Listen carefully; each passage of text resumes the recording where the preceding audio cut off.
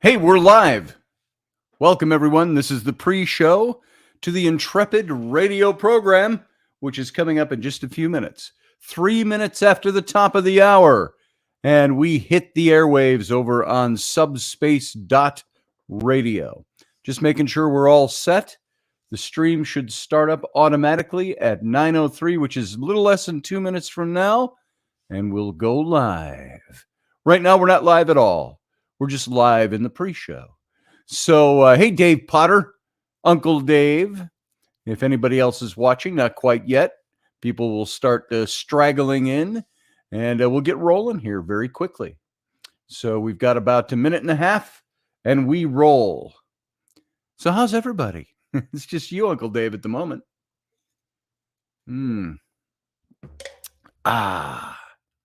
So the kids were all upstairs with Rainey having a helium balloon, sucking in helium and changing your voice contest.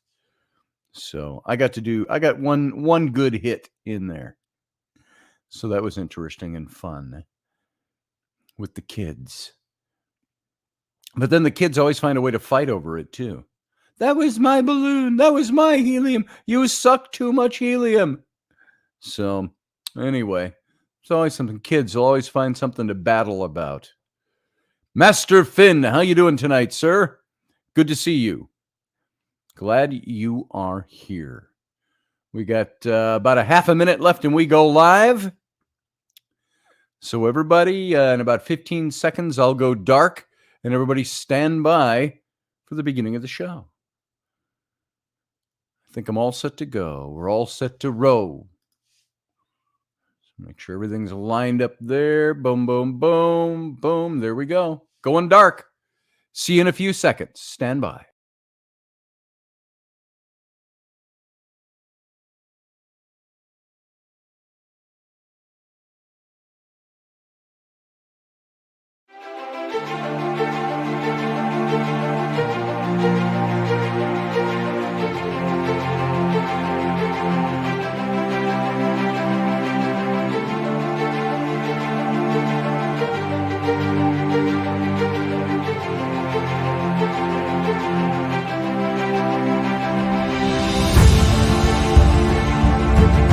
The Intrepid radio program with Scotty Roberts.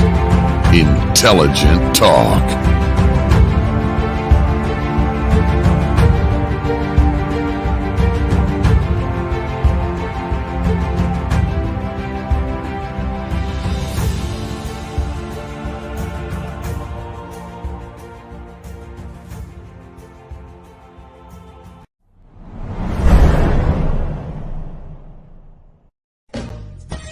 Are you looking for a really awesome and amazing graphic designer? How about an illustrator or a photographer? This is Rainey Roberts, and I wanted to tell you how you can get my designer, illustrator husband, Scotty Roberts, to work for you on your project. Do you have an awesome self-published book but no cover, or even worse, a cover that really sucks? Do you need a kick-ass logo for your company or some f***ing awesome graphic designs for your ads or website? Then get in touch with my husband for the best f***ing awesome kick-ass design and illustration. He knows his stuff, and he's been at this for more years than I've been alive. Go to ScottAllenRoberts.com. That's Scott with 2 T's, ALANROBERTS.com to take a look at his online portfolio of work, or call 651-468-8115. Now go out and kick some ass with some kick-ass graphic design. Hire my dad, so he can take me to Disneyland.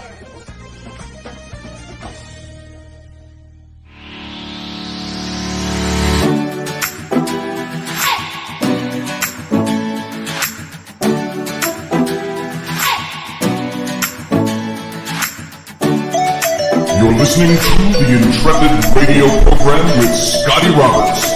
Intelligent talk.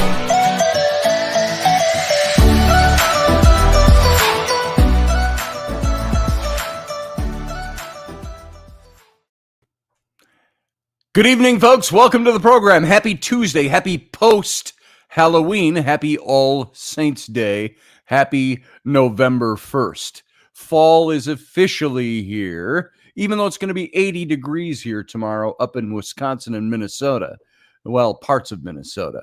So it's going to be at least nice weather for another day. Then it's going to start dipping down into the normal mid 40s, and the speedy decline to winter and snow and ice for the next 4 months. But welcome tonight. It's a nice night. I appreciate the fact that you're here. I, of course, am Scotty Roberts. I'm your host of this here show, my show, the Intrepid radio broadcast, now in its 3.5 year in its new inception, but it's been around since 2012, I think is when we started the Intrepid radio program. And so I want to welcome you here. You can go listen to the audio version of this show over on the radio station. That's over at subspace.radio.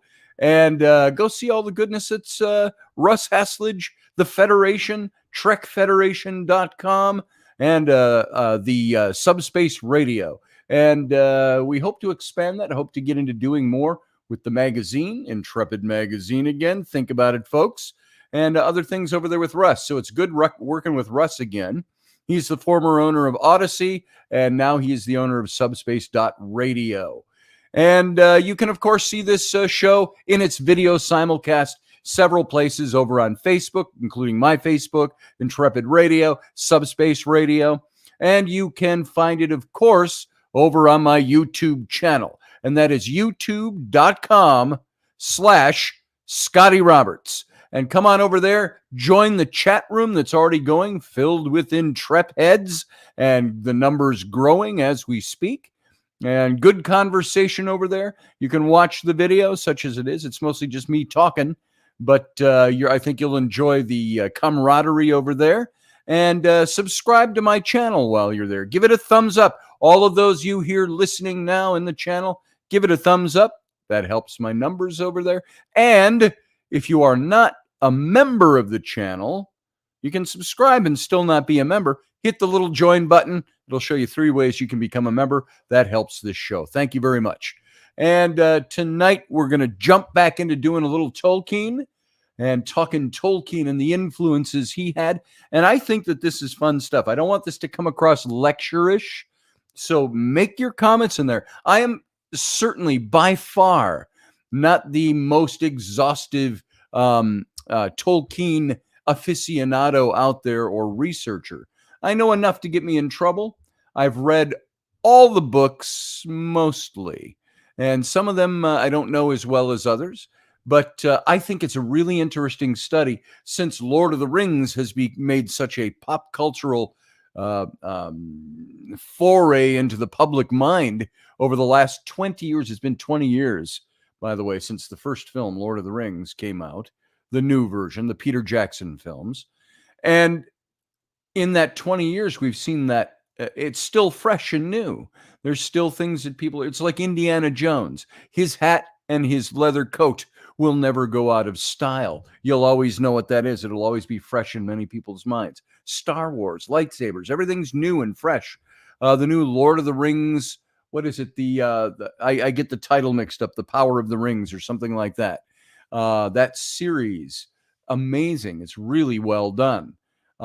Even at the beginning where I said, this doesn't seem like, I don't recognize all this stuff, but it was so close to what Tolkien had written and the world that he created that they were building up to something with it. And so it's really well done if you have not seen it. So well worth watching. And so we're going to get into that some more tonight and dig a little bit more into the influences on Tolkien, because I had always thought that Tolkien had used Celtic mythology as his background, but that was only a little tiny piece of what he did and what he used. And apparently he was not a big fan of just Celtic mythology and the notion that he based all of his characters on Celtic mythology, but he did base some. And so we're going to look at that some more a little bit tonight, too. So I want to welcome everybody to the show, who I can see over there. Uncle Dave is there. Barbie D and Michelle Kenham Free is here. Master Finn, Matt Finn is here. Who else we got in here tonight? David Castle is here getting coffee. David, we've got to get that phone call in. It's been crazy couple of days. I can't even describe how crazy my days get. I went to run a single errand today and was gone most of the afternoon with my daughter, who stayed home because she was sick, but begged and begged and begged and begged for me to take her along. Not sick. She felt sick this morning. I wonder how many kids felt sick this morning after Halloween on Monday night. But so both the little girls were a little sick, and it's other stuff. Rainy's a little sick too. It's cold, it's sinuses, all of that stuff. But they're all seemingly kind of over it now, so that's a good thing. And do you know, I want to ask you all a question about that, about staying home from school. How many of you, when you were kids, got to stay home a lot from school? Now, as you all know, I'm a product of the 60s and the 70s.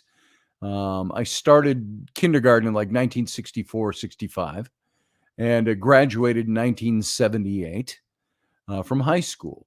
And in all those years, it wasn't until I was a senior that I once asked my mom, "Hey, Mom, do you mind if I took a day off and did something?" She goes, "I don't care. You can take a day off whenever you want. Just keep your grades up." I'm like, "Cool." And so, what's 911? Michelle Cannon Free. Is there an emergency somewhere? 911. Oh, wait. You're talking about the clock. Never mind. I saw 911. It's like, is my mic not up? Something like that. So, which I am known and want to do, not port my own mic up. Sorry about that. I could hit the cough button, but no. This is who I am. And so when you were a kid and you got to stay home, it was rare. I mean, I had to be on death's door with my mom, who didn't like doctors, actually calling a doctor in order for me to stay home. And then if I was deathly ill and went to the doctor and he gave me a pill or said I'll survive, I usually got driven to school that day. You still got 2 hours up to school. I'm taking you to school. And we had to go to school all the time. We didn't get out of school just because you go, I don't feel very good today. Wink, wink, nudge, nudge. And Mom would say, get dressed and get to school. And or if we stayed home, and she'd get kind of ticked about it. She was kind of like, you know what? You need to go to school. If you're going to stay home, you're going to stay in bed. You will not watch TV. You will not, pass go. You will go directly to jail and stay there for the whole day until you are healthy tomorrow morning. And you're begging to go to school. So was sent home a few times, said David Castle. I don't know if I was ever sent home for being sick, but I did have to go to the nurse's office a couple of times, get an aspirin or something. That was back when they could give you, I grew up in school at a day and age when the nurse at school could give you an aspirin without risking being sued by a parent. So those were the days, I guess. School was a waste of time, says Romeldian. Maybe. I don't know. I learned mathematics at school, kind of. I learned things at school. It was okay. I think state-mandated school is a waste of time. We've been talking to my son, my 13-year-old son, who would love nothing more than if we enrolled him in not necessarily officially homeschooling, but where you can do online schooling. You don't have to go to school. You do it from home, which all came up, of course, during COVID and all that. And I think we had spoken about, Rainey and I, about homeschooling the kids before. But I said, there's benefits, there's pros and cons, son. I said, the downside, from what I saw from homeschooled kids, they weren't as well social. I don't want to say they weren't socialized at all. They didn't have the same social skills that you got in public school or in going to school, even if it was a private school. If they were homeschooled, they were home a lot and they didn't see as many friends. They didn't get as involved in the sports. But now there's all kinds of things over the years that have risen up for those groups of homeschoolers to all form associations and get together and do sports and do stuff, things like that. So I said the con is that, you might not see as many friends. You might not have the same kind of activities. I said the pro is that you can, I said, it'd still make you get up and be at your desk at 8 o'clock in the morning. I said, but you could be done by noon every day, depending on how well you work. So Steve Clark says, not me. I loved school except math because I'd already learned all of the crap in the first 3 years of school. So I was bored to death of math, but I did ace mathematics of electronics in college. Me, mathematics, I told you that story. Last math class I ever took was 9th grade algebra. And the only reason I passed the year was because the math teacher was also an artist, and I did a painting of him, and he gave me enough extra credit points so I wouldn't have to take summer school or repeat the course. And never for the next, it was 10th, 11th, 12th grades. Then my whole college experience, seminary, they don't have mathematics. But in all my post-education, never took another math course since my 9th grade algebra test. And I don't know how I breezed through and did that, but I did. Maybe it's because I didn't graduate from college. And so nobody ever looked over my transcript and said, hey, wait a minute. You haven't taken a single math course since you've been in college. We can't graduate you. And and of course, as you all know, I dropped out of college in my junior year. And then the seminary at my church started a small seminary. And they recruited me and said, we'll tutor you in the balance of your bachelor's degree, and you can work on your master's at the same time. And so I had all that going for about 2 years, and then I left it for advertising. And I went into advertising for the next 35 years. So there it is. So did school really help? I think elementary school, and I think what would they call primary school? I think kindergarten through 12th grade is probably important for kids. By the time you start getting into those upper years, even in high school, how much do you really need that particular brand of education?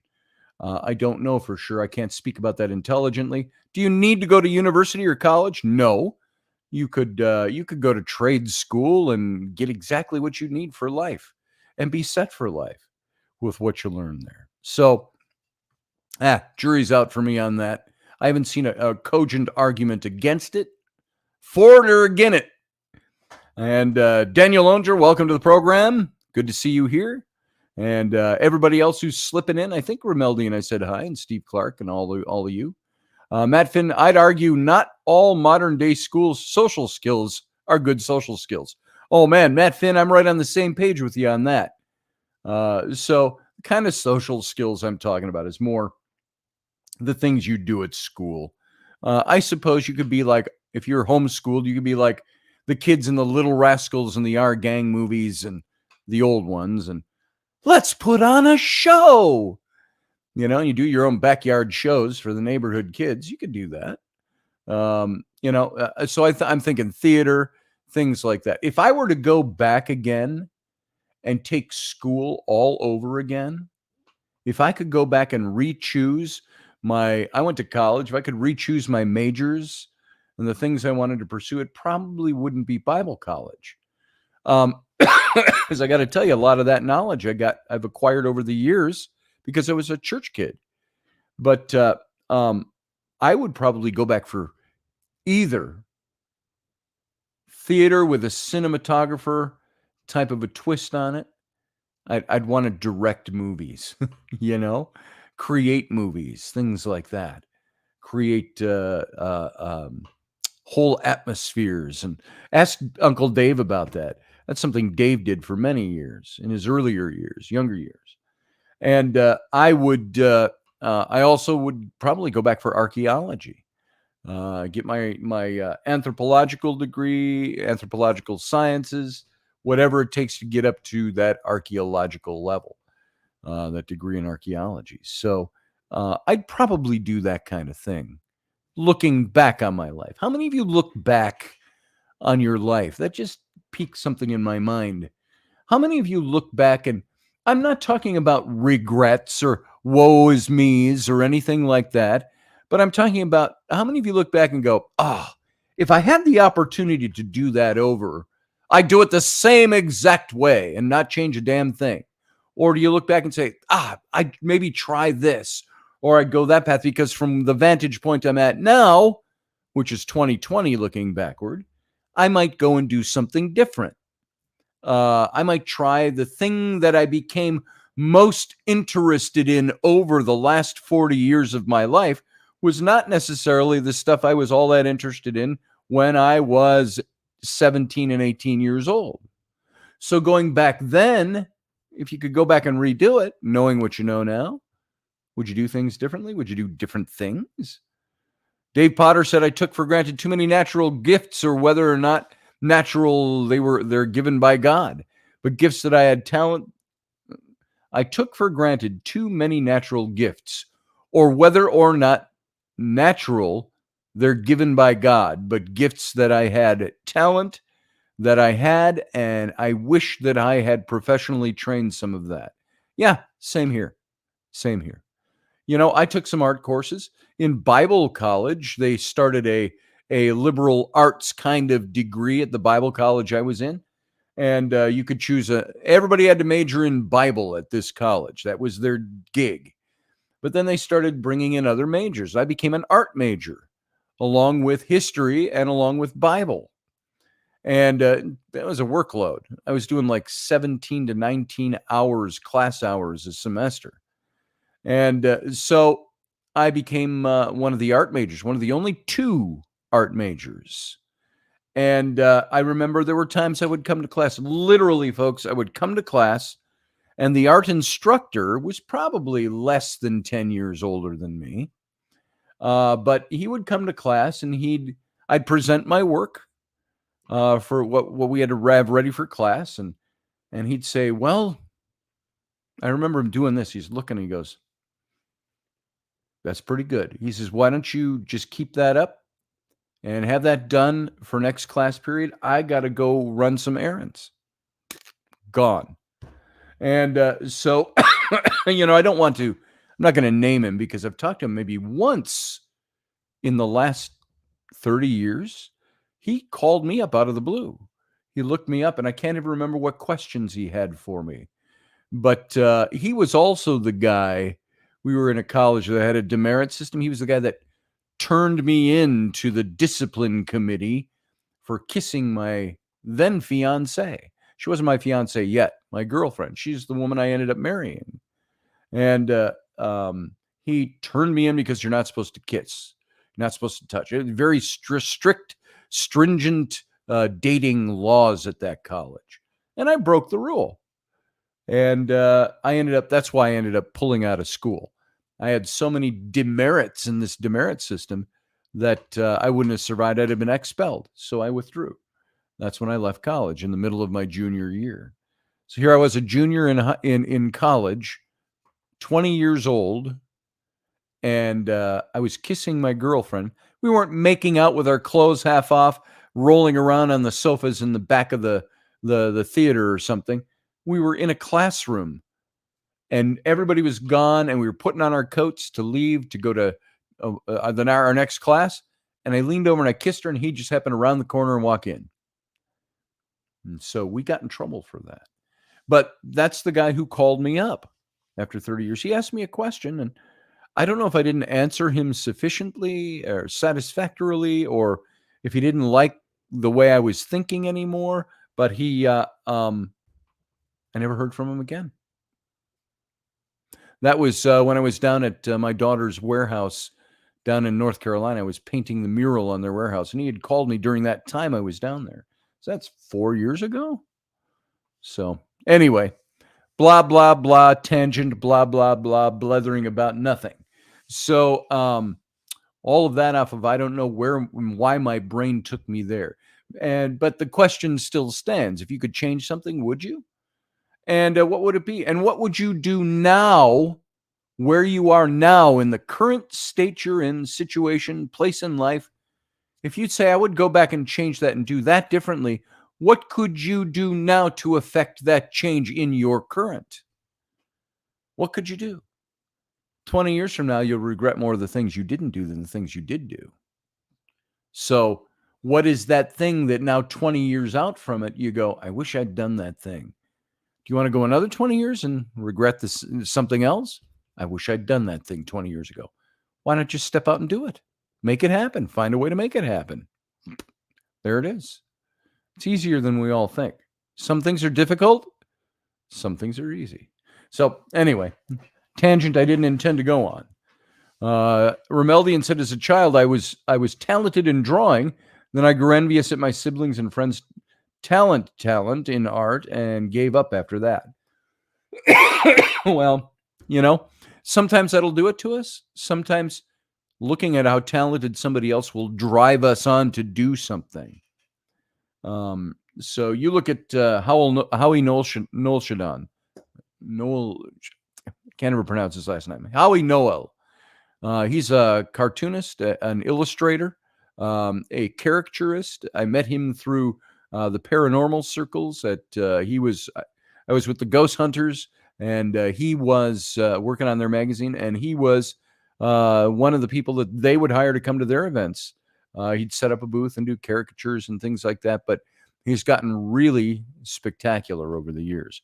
Look him up, Howie Noel, Noel. And he doesn't go by his whole last name. I think you can go find him on Instagram under Howie Noel. But look at his artwork. Fantastic. He's done a lot of Dick Tracy revivalist stuff that he's been doing and publishing and things like that. So he's very good. But he's somebody I look to and I go, man, that guy's talented. Every time I see him do a Humphrey Bogart picture, and he does these sketches because he likes Bogart, he inspires me to want to do one. But then I don't want to do it because I don't want to just copycat him and start doing Bogart pictures. So I'll give it some time before I do that. But there's always somebody to spur you on, Romeldian, and everybody else. That's what makes us want to strive to do better, to get better, to set a goal, and to be exceptional at what we do. That's why I do the work I do. I strive to do it, and I strive to have a certain style. I strive to have a look about my work. You can see all around me here. If you're looking in the video, you see all these little bits and pieces I have up on here. I've designed every one of these. Some of it is simple design. It's just graphic design. Like the Subspace logo right under here, under my hand. Simple design. Two Loons logos over here. Well, it's over there. Mirror reflection. And of course, you all know Sword in the Clay and the book about how to be an archaeologist and Tam O'Hare and those. I did all the covers to my books for my publishers. So all of that stuff is stuff I design, but I strive to do better. I look to see what's out there, and I look to try to do better than what I'm seeing, better than the things that guide. I look at a design, I go, whoa, that is spectacular. And I say, how do they do that? The one thing I haven't mastered yet, I do have that big tablet. It's about this big, 25-inch tablet, something like that, for doing illustration. And I do some of the same things in Photoshop now. Some of the illustrations you've seen me do, the Star Trek ones and that type of thing. I still haven't gotten down to where I'm actually drawing on the computer and painting with it. But I'm striving to do that. I want to be good at it. Tattooing, I want to be good at that. And so Rainey got me that kit, and I got to keep practicing. So all of that stuff, strive to do what you want to do. Don't get 20 years down the road and go, I wish I'd done that thing. I kind of regret not having done that. Don't be disappointed in your own decisions. Find ways to make your stuff work and work for you. Dreams come true, stuff like that.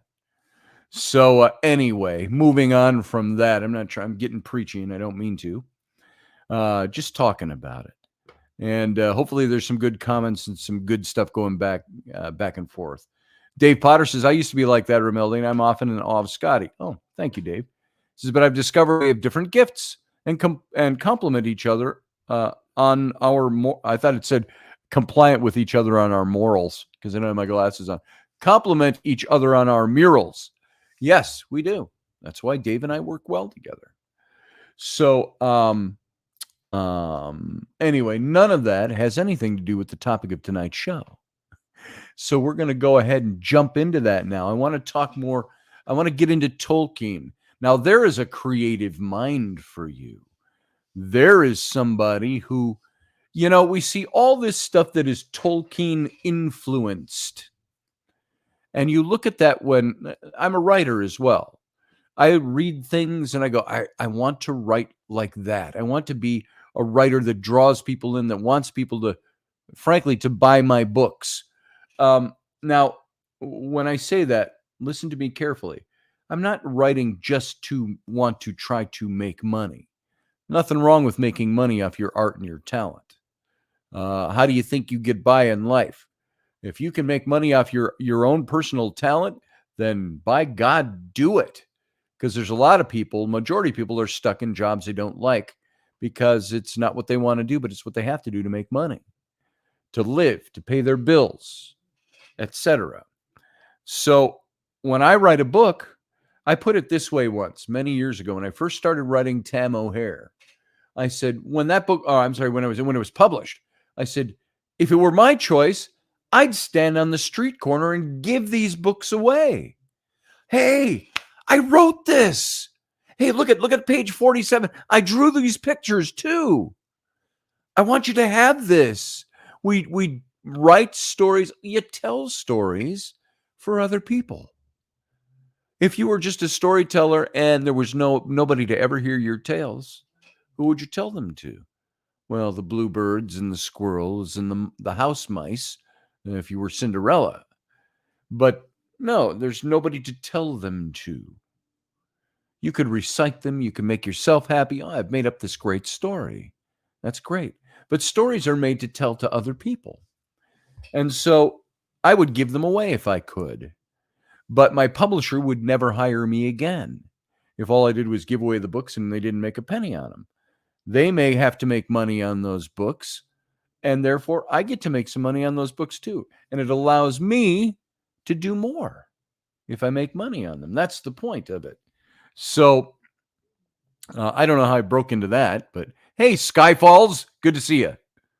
And Sarah Youssef, good to see you. She says, excellent books have to have the ability to immerse the reader and take them along for the journey. That's exactly it. When I read a book, I like reading a book that's hard for me to put down because it draws me in.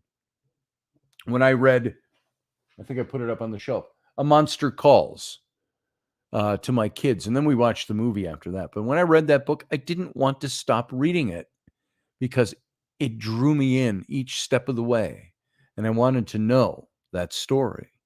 So I absorbed the story. Mechanics is here. Good to see you.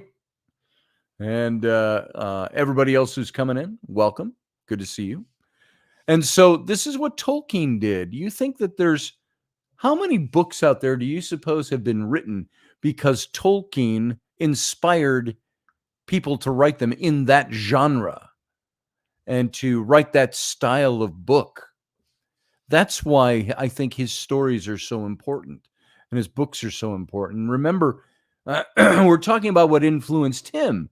He was a philologist. He studied languages. That's what inspired him. He liked to write poetry. He liked to write songs. He liked to create languages out of it. It's almost like a certain form of higher intellectual mathematics to create a language. And so this is what he did. And he said his own quote. He says, I'm a philologist and all my work is philological. And he explained that to his American publisher. He says, this was meant to imply that his work was all of a piece and fundamentally linguistic in inspiration. And the stories were made rather to provide a world for the languages than the reverse. And that was one of his criticisms, always just writing these weird stories so he has a place to put his made-up languages and songs. And that's exactly what he did. He was an expert on Old English literature. He loved Beowulf, and he uses a lot of allusions from Beowulf in The Lord of the Rings. We talked about the Sigilwara land, and Middle-earth concepts. Many of them came from the Old English word Sigilwara, used in the Codex Junius to mean Ethiopian. And Tolkien wondered why there was a word with this meaning and conjectured that it once had a different meaning, which he explored in detail in his essay, Sigilwara Land. And he published 2 parts in 1932 and 34. And he stated that sigil, it could be Sigilara, it's sigil, S-I-G-E-L, meant both sun and jewel, and it was the name of the sun rune Sawillo, and the latter from Latin sigillium, or sigillum, a seal, and the old English word hearth and hirwa, and ultimately, and you see what he did. He broke down the parts of the words and found out what the etymology of these words were, and this is where he came up with using that word for something else. And the jewel Silmarils,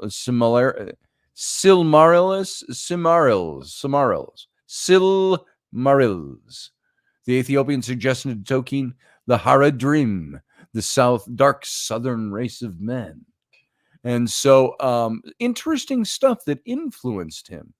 Things in history influenced him. The last section we talked about was Christianity and how that influenced him. He was a devout Roman Catholic, and he once described The Lord of the Rings to his friend, the English Jesuit, Father Robert Murray, as a fundamentally religious and Catholic work. Unconsciously so at first, he said, but consciously so in the revision. And there were many theological themes that underlie the narrative of his works, his Middle-earth works. And there's triumph over, and you'll see these are common themes in books anyway, but the battle of good and evil, the triumph of humility over pride, the activity of grace, as seen with Frodo's pity toward Gollum. In addition, the epic includes the themes of death and immortality, mercy, pity, resurrection, salvation, repentance, self-sacrifice, free will, justice, fellowship, authority, and healing. And I see so many people in fundamentalist Christian circles that think the Lord of the Rings, this is all satanic stuff. You don't watch that. But the whole concept was built on Tolkien's desire to re-express what he learned theologically. He mentions the Lord's Prayer, especially the line, "And lead us not into temptation, but deliver us from evil." And that was in connection with Frodo's struggles against the power of the One Ring. Remember, this time period that is set, Middle-earth, is set long before Christianity was supposed to have existed in that fictional timeline. Tolkien said, of course God is in The Lord of the Rings. The period was pre-Christian, but it was a monotheistic world. And when questioned who was the one God of Middle-earth, Tolkien replied, the one, of course. The book is about the world that God created, the actual world of this planet. Now, I don't know if this was deliberate, but I've noticed it for 20 years. Have you ever listened to the music of the movies of The Lord of the Rings?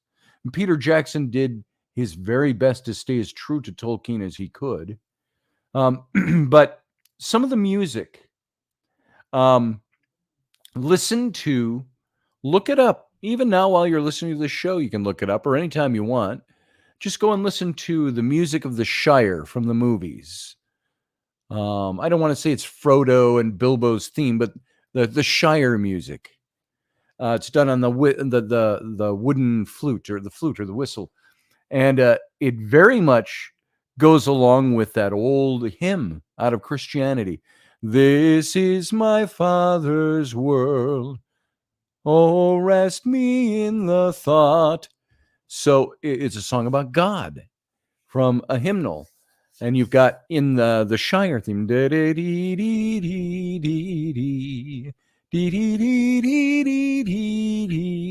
And so I don't know if that's where that came from, but I like to imagine that if Peter Jackson was trying to stay as close to the spirit, not just the books, but the spirit of what Tolkien was writing about, he would have recognized this, and that the Shire was that place. This was God's world. And now I might be way off on that, and maybe it was just a fanciful tune that fit. But it is so close to that song that I wonder if that's the influence behind it, and perhaps the influence behind doing that and orchestrating the music had something to do with emulating Tolkien's desires in writing his books. Of course, God is in the Lord of the Rings, he said. So The one, of course, the book is about the world that God created, the actual world of this planet, said Tolkien. And so the Bible and traditional Christian narrative influenced the Silmarillion. I've always had a problem saying that word, that book, the Silmarillion, and the conflict between Melkor and Eru Luvatar parallels that between Satan and God. And the Silmarillion. That's again, I have a few words I stumble across. This is one of them. And I've had the book on my shelf for years. The Silmarillion tells of the creation and the fall of the elves, as Genesis tells of the creation and the fall of man. As with all of Tolkien's works, the Silmarillion allows room for later Christian history. And one version of Tolkien's drafts has Finrod, a character in the Silmarillion, speculating on the necessity of Eru Luvatar's eventual incarnation to save mankind, to come in the flesh. A specifically Christian influence is the notion of the fall of man, which influenced the Enulindale, the kinslaying, and the fall of Numenor. But then you start to go into the other influences he had. And this was all, by the way, that was all recap. And we've got, about 15 minutes left of this show. So let's dig into some of this. The mythology. He went into several different cultural mythologies that went into them, that influenced him in all of his studies. Gandalf and the concept of creation and how he wrote. In this extract from page 389 of William Morris's Sigurd the Valsung, of the dwarf rings and the sword carried by the dead kings, Tolkien read this as a student. This passage says, "But lo, how the dawn comes stealing o'er the mountains of the east, and dim grows Atli's roof sun o'er yestereven's feast. Dim yet in the treasure houses lie the ancient heaps of gold, but slowly come the colors to the dwarf-wrought rings of old. Yet a while, and the daylight lingers, yea, it is darker than erst. Hath the day into night-tide drifted, the day by the twilight nursed? Are the clouds in the house of King Atli, or what shines brighter than morn, in helms and shields of ancient, and swords by dead kings born?" That was something that influenced Tolkien in his writings. He was influenced by Germanic heroic legend, especially the Norse and the Old English forms of Germanic heroic legend. And during his education at King Edward's School in Birmingham, he had read and translated from the Old Norse in his free time. What'd you do in your free time at college? I drank beer, I ate pizza, and we screwed around, we played football. What did Tolkien do? In his free time at school, he read and translated from Old Norse. And one of his first Norse purchases was the Volsunga Saga. And while a student, Tolkien read the only available English translation of the Volsunga Saga, the 1870 version rendered by William Morris of the Victorian arts and crafts movement and Icelandic scholar Eiríkur Magnusson, and the Old Norse Volsunga Saga of the Old High German. And they were Koval texts that were made in the use of the same ancient sources. So both of them, these books provided some of the basis for Richard Wagner's opera series, Der Ring des Nibelungen. Na, na, na, na, na, na, na, na. We heard it in the Third Reich and things like that. Wagner was one of Hitler's favorite.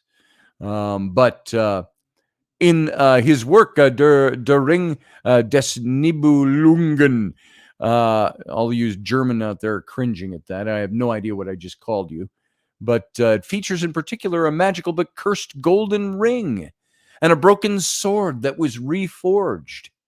In the Volsunga Saga, these items were respectively Endaravanunat and Graham. I'm sorry, and Varanot and Graham, and Vardnot and Graham, and they correspond broadly to the One Ring and the sword of Narsil, reforged as Anduril, the sword that Aragorn finally fights with and becomes reclaims his place as king.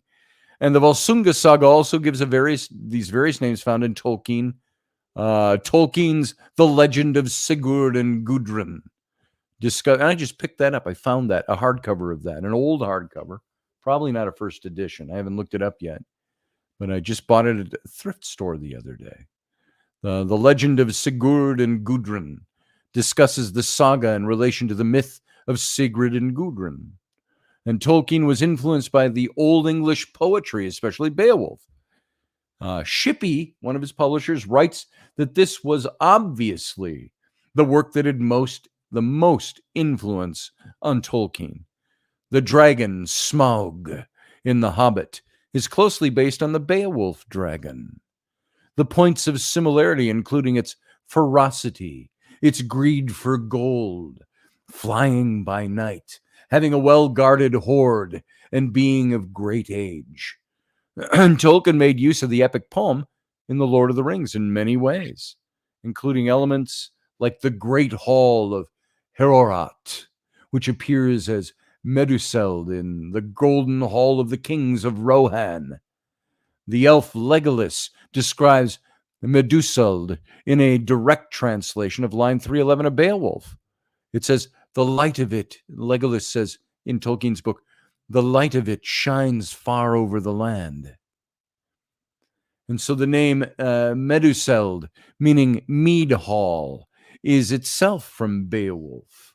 And Shippey writes that the whole chapter, the King of the Golden Hall, is constructed exactly like the section of the poem where the hero and his party approaches the king's hall. And the visitors are challenged twice. They pile their weapons outside the door, and they hear wise words from the guard. Hama, a man who thinks for himself and takes a risk in making his decision. Both societies have a king. Both rule over a free people, where Shippey states that just obeying orders is not enough. The figure of Gandalf is based on the Norse deity. Do you know who that's based on before I say the name? Who do you think Gandalf would be based on? He's based on Odin.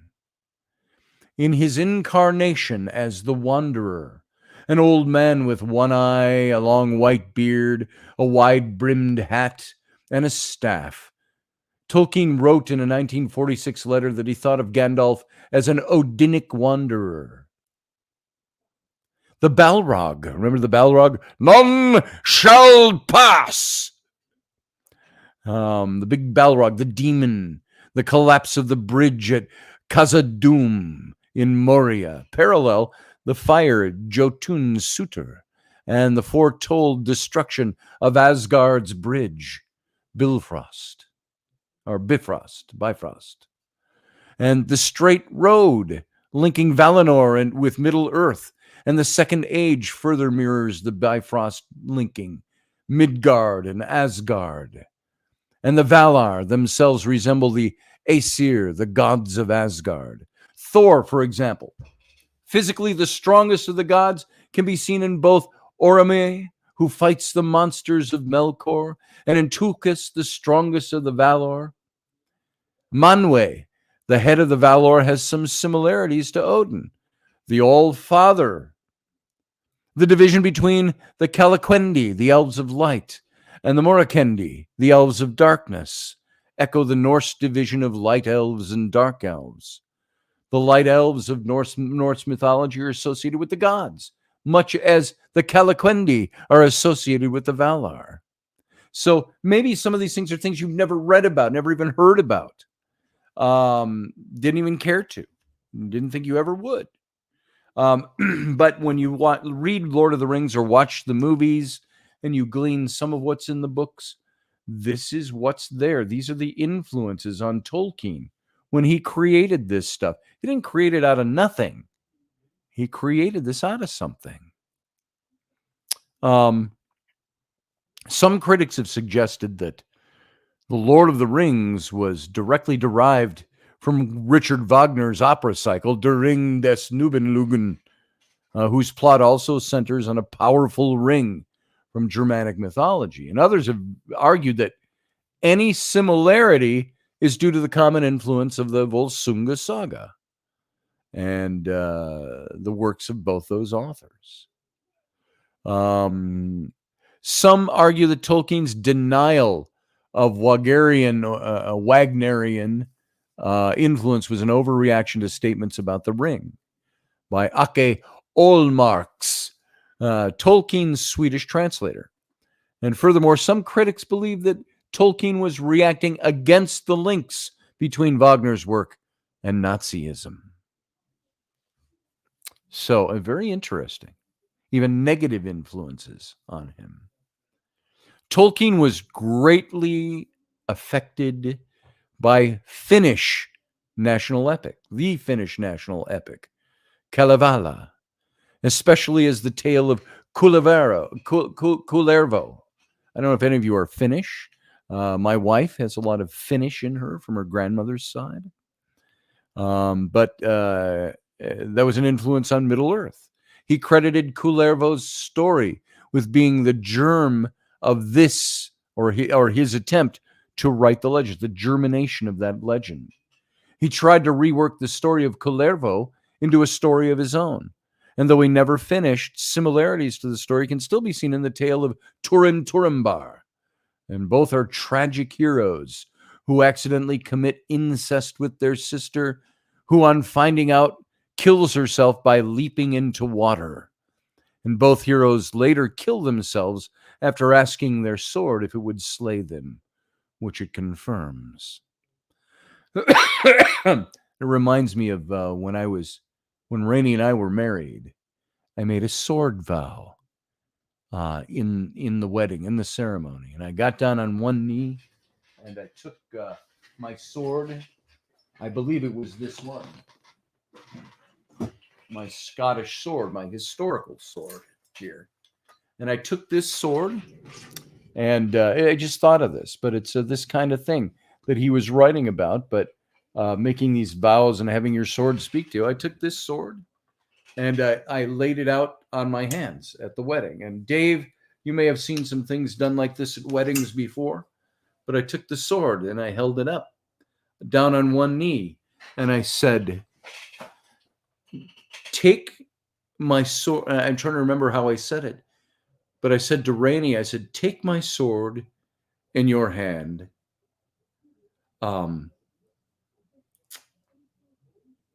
If you love me, take my sword in your hand and knight me. I don't remember the words I used, but it's basically knight me. Or if you do not love me and will not have me, take it and slay me now. It was an old tradition. And I hand the sword to her and she takes it and does will I, won't I, what am I going to do? And then she knighted me, so to speak. And that was my vow to her. And part of my vows to her. So it's that kind of thing, those swords on which they make vows and they speak to their swords and their swords talk to them. Excuse me. And we're darn close to where we have to come to an end here. We've been going 51 minutes and 39 seconds. I'm still getting used to the new timing on everything in this show for the radio station. I am done at 58 minutes past the hour, and it is now just about 55. So we got about 2 minutes before we have to go out with our end credits. So there's not lots of time left, but I just want to see if there's anything here that I want to leave you with before we get off of this for tonight. Tolkien based elements of his Elvish language, Kenya, on Finnish. And other critics have identified similarities between Vainamoinen, I can't pronounce it with all the umlauts. There's like 5 umlauts in this word. And I don't know how to pronounce an umlaut correctly. Vainamoinen So there you go. And then we go into Greek. There's the Greek influences that Tolkien has that we can get into. His influence from Greek mythology is just apparent in the disappearance of the island of Numenor, recalling Atlantis. And Tolkien's Elvish name, Atlante, for Numenor resembles Plato's Atlantis, and furthering the illusion that his mythology simply extends the history and mythology of the real world history and mythology. And in his letters, however, Tolkien describes this merely as a curious chance, he says, but probably less chance than we might think, especially when you have words like Atlante, Atalante, sorry, for the people of Numenor. And so Greek mythology colors the Valar, who borrow many attributes from the Olympian gods. The Valar, like the Olympians, live in the world, but high on a mountain, separated from mortals. Ulmo, Lord of the Waters, owes much to Poseidon, and Manwë, the Lord of the Air and the King of Valar, to Zeus. So these are characters that were all developed off of the Greek gods. So there's the influences. And you know what? I got to get out of here for the radio audience, but stick around. All of you, stick around for the Captain's Cabin. It's not going to be a long one tonight, but it's definitely going to exist. So for now, I want to say to all of you in radio, live long and prosper.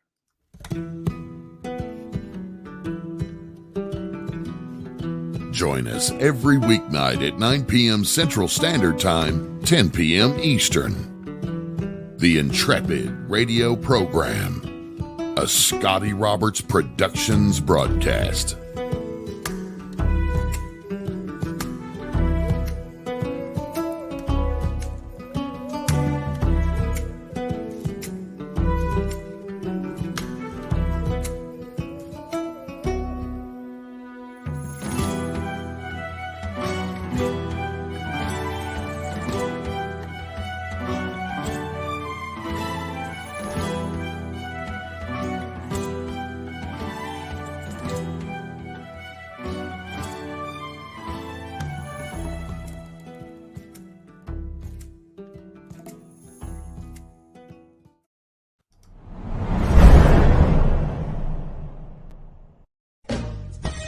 Are you looking for a really awesome and amazing graphic designer? How about an illustrator or a photographer? This is Rainey Roberts, and I wanted to tell you how you can get my designer, illustrator husband, Scotty Roberts, to work for you on your project. Do you have an awesome self-published book but no cover, or even worse, a cover that really sucks? Do you need a kick-ass logo for your company or some f***ing awesome graphic designs for your ads or website? Then get in touch with my husband for the best f***ing awesome kick-ass design and illustration. He knows his stuff, and he's been at this for more years than I've been alive. Go to ScottAllenRoberts.com. That's Scott with 2 T's, ALANROBERTS.com to take a look at his online portfolio of work, or call 651-468-8115. Now go out and kick some ass with some kick-ass graphic design. Hire my dad so he can take me to Disneyland.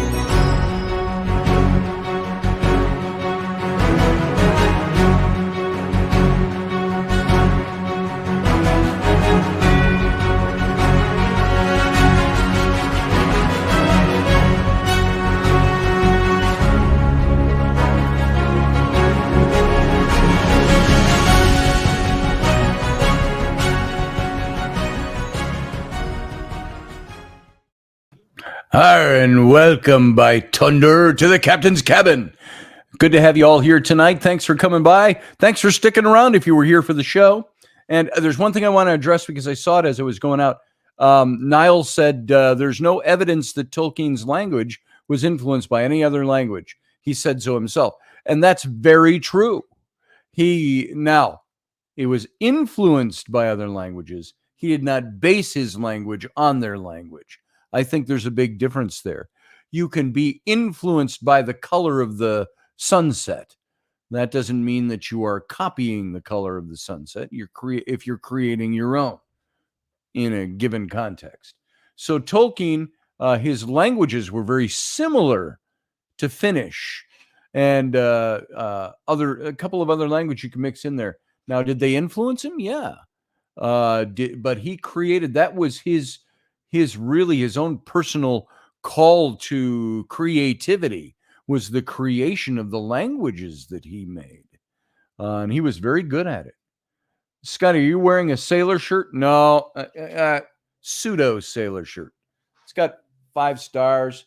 It's got stripes. It's got that thing on it. So it's faux military shirt. One of those, you know how they look. These kinds of shirts there. It's just that boom, boom, and that's all it is. So just a fun faux shirt, faux military. I don't know if it's supposed to be, I don't know if that's supposed to be naval or if that's supposed to be Air Force. So there you go. I don't think it's supposed to be any of them. So anyway, so that's what that is. And I wasn't a Navy man. I was a Marine for a very short time. Longer story you all know. So do you still have Odyssey Radio on your exit logo? Oh, cool. Thanks, Steve. And I'll look at that and take care of it. And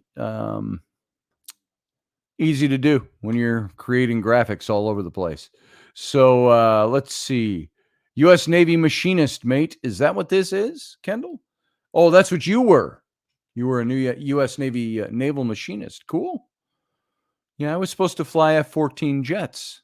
Man, that didn't happen for physical reasons, and I was discharged. So before I ever made it there.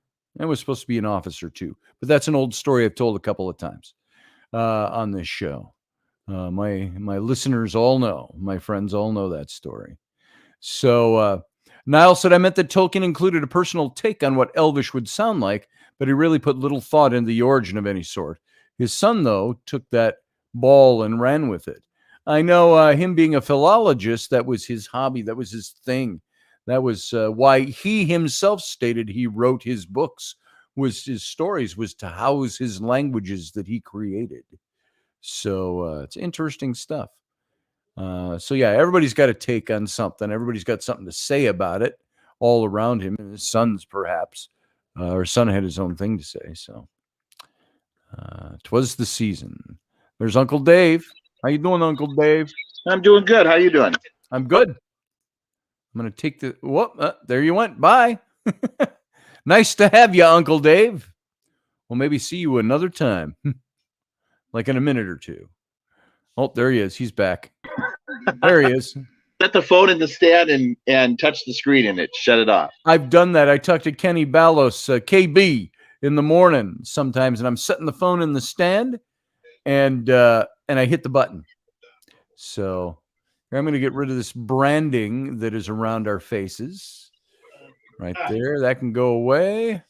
And we're going to go to this for now. Boom. There we go. Yeah. All right.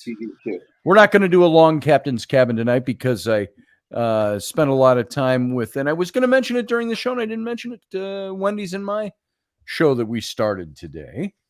Yeah, I just wanted to touch base quickly on something that you said earlier in the show when you were talking about taking sick days. Yeah, let's get to that in a second. With the show today, we started our brand new show today. Everything was all set, but because it was a totally different setup than what I do for this show, and we had to go about it in a very different way, we had to kind of screw the light bulb in from the back side to make something work. And then we noticed that when showtime hit, there was nothing. Nothing was planned, and we couldn't figure out why. And it took us about 3 or 4 minutes to figure out, aha, try this, click, boom, it all came on in progress. And we couldn't start it over at that point. So it did play on the radio station.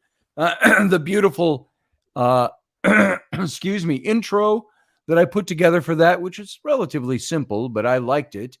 That intro, and look at that. I've uploaded it to YouTube, and it just announced to me that it's done uploading. It was a 4 gigabyte file for 1 hour of radio. And it just finally finished? What's that? And it just finally finished? No, I just saw the announcement. I went over and looked at it. Oh, it's done. Cool. And so no, it's there was a show up, and it was crystal clear here in my studio.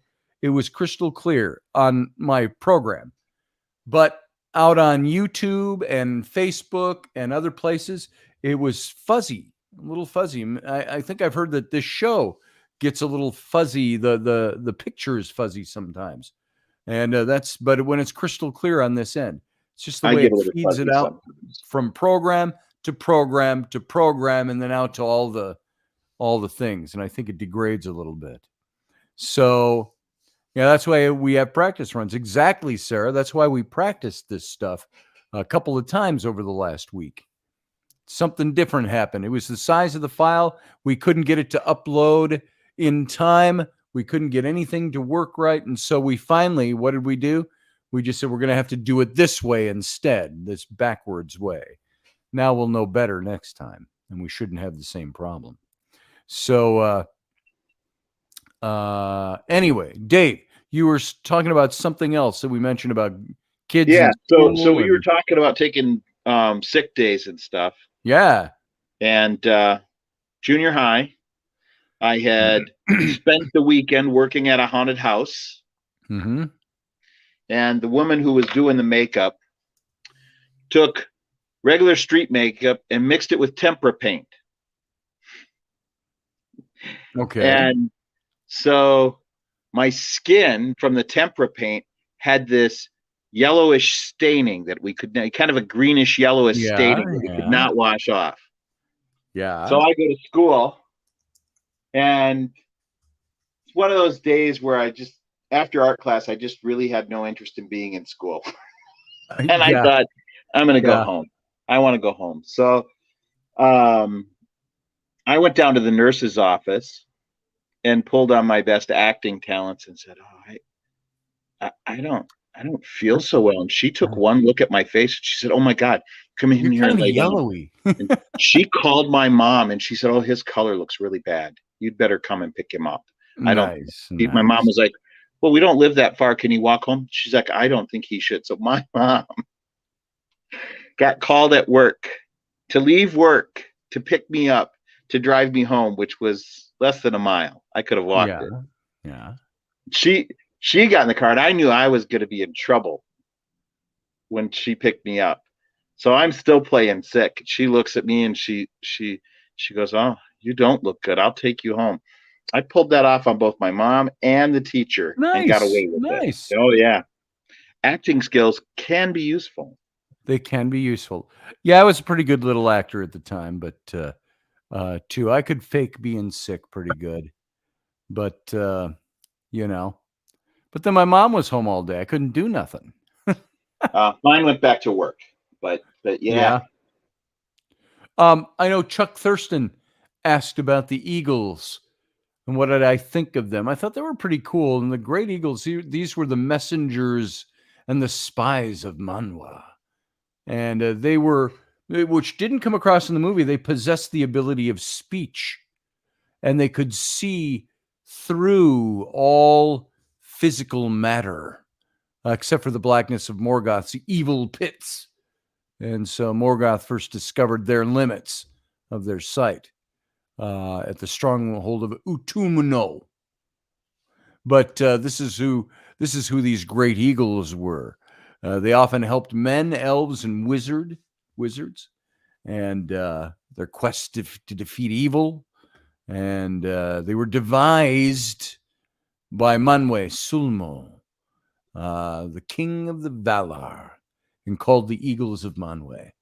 That's all I know about them. What did I think of them? I thought in the movies they were well done. They didn't have, perhaps in the movie it would have been to give them the power of speech and to give them more than just these mysterious tokens that that Gandalf had the ability to summon might have not worked as well in the movie without the ability to develop them more. So that's what I thought about that. The Valkyrie, the gods. Yes, I think maybe some connection there, Chuck. Again, the influences, the things that influence a writer. Niall said he has a question about a sword or about swords. Ask what's away. Ask your question. And let's see if it's not in here already. Captain's cabin, woohoo, says Paige Rockwell Suey, and Sway. See, I'm just forgetful. That's all. Here's Niall. How you doing, brother? He's got a question on swords. What's your question on swords, Niall? I do. Yeah. Before I get to just let me turn off YouTube so there's not a double echo. Yeah, swords. Yeah, I have a couple of swords on the wall, which I bought in various flea markets. Very, out of the blue. Some guy would turn up with a truck or a van, and he would take out these samurai swords and stuff like that. And they can't be sharp, of course. They can't, take off somebody's head, but they're replicas, right? Yeah. And he said, "Listen, I have this spear in the back.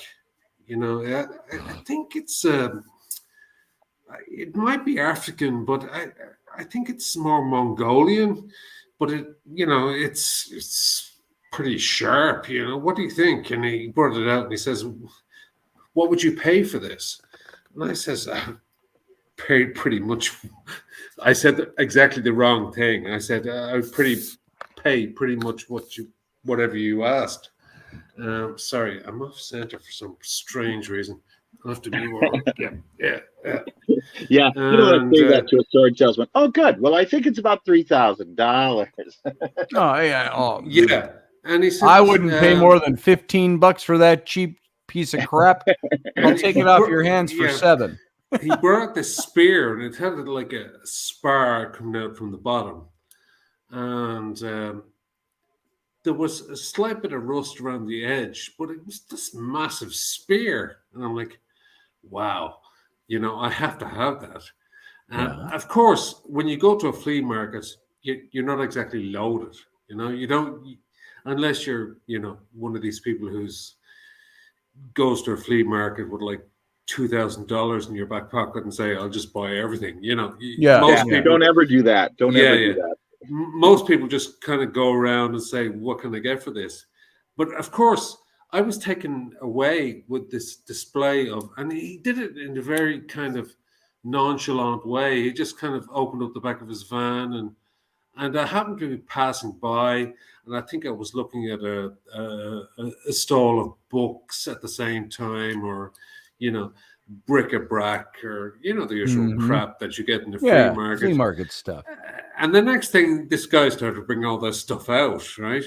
And he's laying them on the table, samurai swords and the scabbards and some cutlasses, and kind of everything was clattering together. And I was like looking across the mud track, at this man doing this, and I was absolutely spellbound by what he was presenting. And he says, "Oh, listen, by the way, these are all replicas, of course."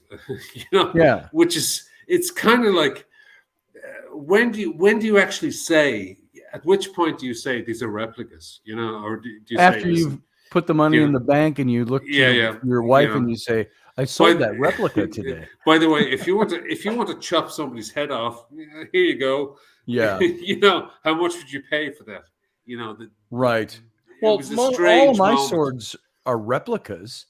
My son has my one sword, but this one I held up during the show. This is a replica sword, but this is the most authentic piece I have too. The only thing on here that's authentic is the basket. This basket is as authentic as they come. This is from the 1740s, and it's got the crown and cipher mark in it. I was about to say it looks very And- Jacobean. Yeah. Yeah. It's Mid- very mid- Jacobean. Yeah. And I don't dare clean some of this off because the markings are so. I'm gonna have to ask Dave. I wish I could show this to you, and if you can see it at all here, it's going to be upside down the way I hold it here. But if you see just below the brass fitting there at the bottom of the blade, you can see right here. I'm sorry. Yeah, right they don't here. show very good, but It's upside down here. No, I can but see that it. I is can see it. Yeah. the upside down. it's an crown. authentic piece from the 1700s. That's the upside down crown with the GR for Georgius Rex beneath it. And so I think it's got GR on it. If it's GR, yeah, it looks like a GR, but they've got the GR covered partially by the brass piece. Yes. So the blade is replica of a back sword, and the pommel is replica. The handle is replica, but the basket itself dates back to the 1740s. But all my other swords are all replicas of historic swords. Historical. Okay. If you just bear with me one moment, Sure. I'll show you what I bought that day. All right. And it's pretty spectacular. All right. I'm kind of excited now. See what he's got here. So I've been painting today. All right. I have not. Well, I'm trying to get this. So Sarah, these swords need to be all polished up. They've been hanging on walls for Is years. that Klingon? no, this is he described this as a It's a fantasy weapon. It's very much, but it's very, very lethal. I'm sure. Make lots of holes. For some reason, I can't seem to. Yeah, hang on one second, guys. I just need to move you back. It's a spectacular piece, in that it's incredibly detailed, right? Yeah. And if I turn it around the other way, he said this is based on the Finnish and Scandinavian fighting weapons of the time. And I says, of the time? I says, I don't think this is of any time. This is really, really a work of art. This is like incredible. And the headpiece, if I can show it in any way, is like a. It's like an not a crystal, a quartz or something in there. God almighty. Let me see if I can get this. And it's hard to do it backwards. I know, yeah. From here, it almost looks like, is a quartz in there, or is it a? It's almost like a Lovecraftian kind of Cthulhu thing going on there. Oh, I see. Oh, I see what you're saying. The head, it's the eyes and things. Yes, and yes. The tentacles coming out of the face. Yeah, it might be a Cthulhu thing. And the wood itself is. I had a friend of mine who's a carpenter. He says it's oak wood. He says it's kind of oak. He says this is not that old, but it's definitely influenced by, and if you look at by modern mythology, yeah, modern mythology, and it's just exceptional. So of course, when he brought this out, originally this was on a wooden placard, and, over the years, this is like 20 years old. What it reminds me of the stuff. This is absolutely lethal, like lethal. Oh, lethal. Definitely. What's the name of the author that used to do the Conan stuff? Frazetta. Oh, Frazetta. Frazetta. It's kind of like the kind of thing he would. Yeah. Yeah. So I was fascinated with this. Something you might do. But it's something you might enjoy. The story behind me buying that particular, I suppose you would call it a dagger. That's pretty neat. Is that he said, "Listen, I don't know, I would say €500 at least," and I was like, "No, I don't have that." And so I bought it for €75, Oh, um, and down from €500. simply That's not because bad. most Good people, haggling. but most people who are into this kind of stuff, they're like, "Wow, it's just an emotional connection to a Yeah. piece." You kind of say, "Well, I love the way it's." I just loved the extreme Yes. lengths that this artist had gone to create a weapon of lethality, but also that's very, very creative Hmm. in its structure, and also how much detail I went wonder how into practical that the would hilt. be in battle. You might be able to lock somebody's blade in there and snap a blade, No, you see, or yeah, snap off I one. think this would be like the end game. It'd be like, okay, we're down to Okay, the end game. So this is sure. my weapon, and what's your weapon? And as soon as you saw this, you'd be like, oh, holy shit, I'm Yeah, in yeah. trouble here, I have a because jackknife. yeah, yeah. Yeah. So that's why I asked the question about swords, Well, this because thing, just for a little information on this is, Sarah mentioned that there's lots of fingerprints on this. Yeah, I've had all kinds of people. Some of that isn't fingerprinting, but these things will hang on the wall, and the humidity in the air will oxidize the steel, and like my musket back there, it really needs polishing up. This was never shiny. This was always tarnished like this. It may have been blackened at one point, but I don't think so. I don't see much remnant of blackening, but and it's only got the one broken piece. But this particular sword, like yours, the practicality of it, this is very what they call tip heavy. If I was to hold this out like this isn't your fine dueling weapon, where you go, on guard, and hey, this was, they would hold them like this when they would go in line in battle, because they're tip heavy, and they're meant to be tip heavy because they're literally, like the critic would say, they are almost literally a cleaver. yes, They were and meant for yeah, cleaving bodies, and you would go into battle and you swing this tip, and this tip was, the balance is all out at the end of this, so it carries whatever hack or thrust that you put through. This sword will do it, and it'll yes, and that's cut off why the head. I remember saying to the gentleman at the time, even though this looks like a fantasy sword, its practical usage is pretty good, because even if you came at me with that sword, Scotty, for example, right, to hack me Mm-hmm. down, it would be very easy for your blade to catch in between Yes, these two blades and but outside of those two blades it and on might the hilt. also be, though, you catch my blade in there, there's no Mm. telling that I couldn't run up to my hilt piece and snap the shit out of your blades, your Or on side the other blades. hand, So I may be able to twist your blade totally around. right. So it's a fascinating piece, and of course, I'm in a flea market, so this guy's giving me this information, and I've put this online a few times. I put it on eBay, and I got thousands of dollars off it. But I would never part with this because it is so Thousands of dollars unique. you were offered for that? Yes, See, three about the thousand time I dollars sell on it the and get a market. new fantasy sword.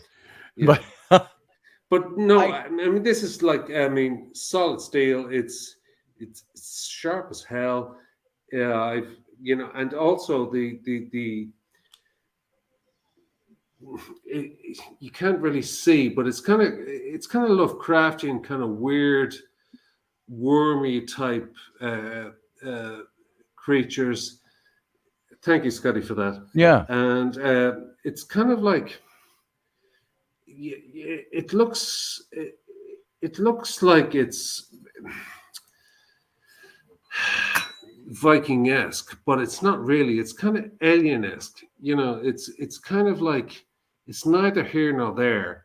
I It's I think the carvings have a little Viking influence. I would say the blades don't at all. yes, The blades have more of a, it's fantasy, but the blades have a very, what I would look at it, almost a Far Eastern influence on them, as opposed to a Nordic influence or a. It's pretty fascinating, though, isn't it? It is the fascinating blade. It's very nice. I like it. Yes, yeah. So, of course, I wouldn't sell it. Not for $1 million. But I bought it for, I think, €75. So. Scott Allen said, "No sword is dangerous against someone with 2 scythes in their hands and knows how to use them." No sword is dangerous against me at 10 paces with a 357 Magnum. Oh yeah, so that was my question about buying not weapons, but just replica. Is it totally? You have to go to Renaissance fairs to buy these kind of things? No, there are places. You go to armor.com. I think it's armsnarmor.com. Armsnarmor.com. Arms, the letter N, armsnarmor.com. And they did a lot of work for movies, still do, I believe. They do work for museums like the Tower or like Leeds. Yep. The stuff over there. When Oakshot, are you familiar with Oakshot, the Oakshot collection? Yes. When Oakshot passed away, he left the entire collection to Chris at Arms and Armor. Oh, that's nice. I suppose the problem is these days you can't send this stuff to the post. It's like, what's in this box? Oh, yeah, a load of swords or whatever. You can't. No, they ship. They can ship them. Yeah. I think, they just have to state what's in it. You can't fly with it. I've had swords where I went, and this was a few years back, Dave. This was back in the early 2000s. The Tennessee trip. I was like, oh my God. It was not long after 9/11, and I couldn't bring my swords, and we were on our way to a festival to Waxahachie, and we flew down there, and I had all my swords in a big long bag, packed in a bag, and I couldn't, and I almost missed my flight. I had to get out of security and go specially check those because I couldn't fly with them. Tell you what I did. We were going down. This is in the 90s still. We were going down to a corporate gig for Apple that was at Nashville, Tennessee, that Bill had booked for us. And I had all my blades and stuff in a check bag, and then they decided that at the last minute they didn't want to check it. They wanted me to carry it. Okay. Then I get up to security, and security is like, it looks like you've got some daggers or something in here. Oh, yeah, I do have daggers. Yeah, I got a few. Yeah. And they're like, step over here. Step over here. So I go over, and they unpack them, and I pull them out, and they're running their hands up. There's not an edge on them. I said, no, there isn't. I said, trying to explain to them what we were actually going to do would have been too complex. I said, I'm on my way to a Shakespearean festival in Nashville, and we're performing fights there. These are stage combat weapons. There's no edge on them. That's easy to explain. It's a stage weapon. Yeah, but that's not what we were actually doing. That's the excuse I gave them, because that's easier for them to understand than, hey, Apple's having a corporate party and they want us to come down and do sword fights for them. Yeah, they don't. That would be harder for them to buy. It's a bit like going through customs with an axe and saying, I'm into axe throwing. If you have a really good excuse for it. So I'm explaining what we're doing. Some of my costume shirts and tights and stuff were in there, and that's where I had packed the daggers. And I said the other bag got checked, and they didn't want to check this one, so they told me to bring it. I forgot the daggers were in there, and he's like, "Yeah, it'll be fine. It'll be fine," and let me go. Now that's pre-2001. Post-2001, that wouldn't happen. But it was what year? It was pre-2001.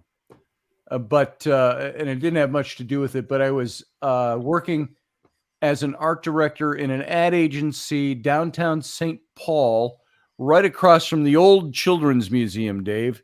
And where the big lizard replica was out, statue was out there, bronze thing. And so I came home late. It was right at my divorce from Annette, and I was leaving the house. And she comes out with, I had a .38 revolver that was loaded and in a drawer. And she comes out with it like this by the handle. She goes, "And you forgot this." And she tosses it on the floor in the car. And I'm like, "Don't throw that thing. It's loaded." So I drove off and I went down and I shoved it under the seat.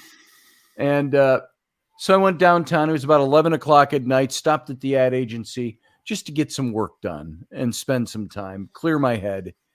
And I've got in the back of my Bronco, I had a computer, the big computer. This is before the flat screens, the big deep computer screen, that weighed like a boat anchor. And and I had like a my 4-bedroom musket. monitor. I had this musket there, that firelock, and I had all my swords and all my daggers and all the stuff my dad used to make, all those daggers, all piled in the back of the Bronco. And a bit haphazardly, because I had come out and they were all hanging on the wall in the entryway out at the ranch. And so I took them all and threw them in the back and went in. And so I apparently set off a silent alarm when I went into the building and wasn't aware of the silent alarm. I'd never been in there late at night. And as I came out, I went back to my car and there's police all over the front steps of this building, and squad cars and lights going. It's like, what do you want? What do you want? The gun or the swords or the knives? Yeah. Well, they thought they told me to put my hands on my head, which I did, and I had a burger in a bag and my keys in the other hand, and they said, "Is that your car?" And I said, "Yes, it is." And just as and they wanted my keys, or they were going to break into the car because they saw through the window I was in the car out front of the building and the alarm went off. So they're searching the car here. And I go, "Oh, I got the keys." And they said, "Well, bring them down." And then they cuffed me. And the guy opens up the door. And within 10 seconds, this bald cop, his head comes out the door and he goes, "Gun!" like that. And I'm like, wow. Oh, that's just great. That must be pretty stressful for you. And then they started questioning me. They had somebody from the museum that they called up and had come over in the meantime, looking at the swords to see if I had stolen those swords from the museum across the street. Yeah, because I'm a smart criminal. I'll steal all your swords and then go park across the street. But it all got sorted out, and I didn't get any tickets or anything like that. Obviously, you didn't get anything. It was all. You didn't I get knew any some police officers. This was not long after the guy citation for holding potentially dangerous weapons or anything? No, because we live in America, dude. Like this. This was one of them. The Scottish Jesus, backstory. If you were here, you'd be like in handcuffs and totally different. Jesus. Well, I had hundreds of swords at the house. I had one leg up in this situation. That was not long after my mom had been shot, and we were working with the homicide division. She lived, but the homicide that were looking for the guy, the attempted murderer, and we had put up a website and we were helping the police and putting up different departments' most wanteds and things like this. And so I said, "Do you happen to know?" I'm sitting in the squad car, and I said, "Do you happen to know?" And I named the detective. He goes, "Yeah, I know him." And I go, "I'm the guy who did the Citizen Observer website, and my mom was shot." And I goes, "I thought I read, you're that guy?" "Oh, shit," he goes. And he goes, "Let me call Joe." And he calls Joe, I think it was Joe, the guy, one of the head of homicide. And I hear him on the phone, and he's going, "Yeah, I got Scotty Roberts in my car and this and that." And I hear him, he goes, "Oh, what the fuck?" he says. And they're going on, and he says, "Let him go, cut him loose." I hear over the phone. He goes, all right, I will." And so he uncuffs me and apologizes, and he says, and all this and that and the other thing. So it helped to know somebody at that point in time, but they all determined pretty quickly I wasn't a criminal stealing weapons. But I was able to explain them. Could you imagine a situation like that occurred now? You'd be like, now it's different now. Your face would be in the dirt. And that was 22 years ago. That was in 2000, I think, when that happened. But I am still fascinated with the idea of replica weapons. And I think, there is a market for that. And I think I don't want to use them. I don't do, Renaissance stuff like you guys. Yeah. Or reenactments. Well, that's mostly why I got most of my this thing, for example, is absolutely spectacular on the wall. Everyone who comes in is like, Yeah. wow, what the hell is that? And Yeah. as It's a cool looking on centerpiece, the wall. it's spectacular. You couldn't wear it to a historical event or anything like that, but Yeah. But I Chuck think Thurston here says, I found a body at the bottom of a 250-mile foot shaft, and reported it to the sheriff. I helped them bring the body up. They fingerprinted me. Am I that stupid to have to have done it? Or to? Yeah, well, exactly. Well, That's your cover story. Why were you at the bottom of a 250? Yeah, what were you doing at the bottom of a 250-foot shaft? There's the next question. Yes. To I was begin out with, walking the dog, and you never guess what happened. Yeah. That's right. That's right. Yeah. Well, guys, that one doesn't really make sense. I know you want to go. I'm going to take this opportunity to cut this off. I'm glad you came on, Niall. Cool looking weapon. It was fun. Thanks for showing it off. Just a bit of fun. Just a bit of fun. And so I'm going to get out of here. So see you later, Niall. All right. Uncle Dave, I'm going to get out of here. Give you a quick preview. Oh, there we go. There's Dave's preview of his boat. The cause needs your boat.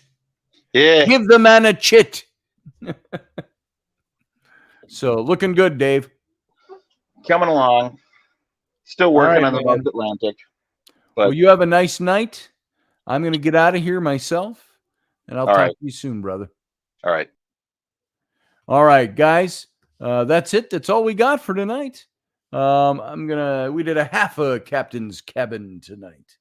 And so I want to thank you all for taking your time to be with me today, both with Wendy's and my new show. And it's going to be one day a week, Tuesdays at 4 p.m. Central for 1 hour. And then, of course, the Intrepid radio program. Thank you. And you know what? If you like this show, if you like what you get here, spread the word a little bit. Spread it out. My son was talking to me today. He goes, Dad, how many followers do you have on YouTube? And I said, well, I've got under 2,000. I said, 1,100 maybe. And he said, and I've been doing radio for 20 years. And this particular show, Intrepid Radio, right in this spot for the last 3.5 years. And he says, you've only got 1,200 and 1,100. And I go, well, yeah, I don't go out pushing it. I said I could, I want it to be organic and natural, that people come here, not going out and buying followers that don't really ever listen to the show. So if you want to help and you want to spread the word that this show exists, that helps. I would love nothing better than to do this for my job. And that would be all I do. And we can do that if I get a bunch more followers, and we can start increasing the views of the videos here and so on. So if you can help spread the word out there, I'd appreciate it. That'd be kind of nice. And I'll have to see what I can do from this end too. And of course, I could win the $1 billion lottery, which I went out to buy tickets tonight. Rainey told me, and I said, well, if it's at $1 billion, literally $1 billion, then that might be worth spending $1 or $2, because I'll never win it if I don't buy a ticket. So I went out and bought a couple tickets. If I win that lottery, well, then I won't worry about numbers, and I'll support the show myself like I do now. And of course, by the good graces of many of you. So thank you for that. That was my little advertisement for the show. Give it a thumbs up, share it. And if you like it, share it. And maybe we can get build up the listenership a little bit more. So I want to thank you for being here. I appreciate you being my audience, my friends. You've been here for a long time. And I hope you enjoy the show. I'm going to keep giving you the best I got to give. And that's all I got. And we'll leave it at that. So once again, thank you. You guys all have a good night. And live long and prosper.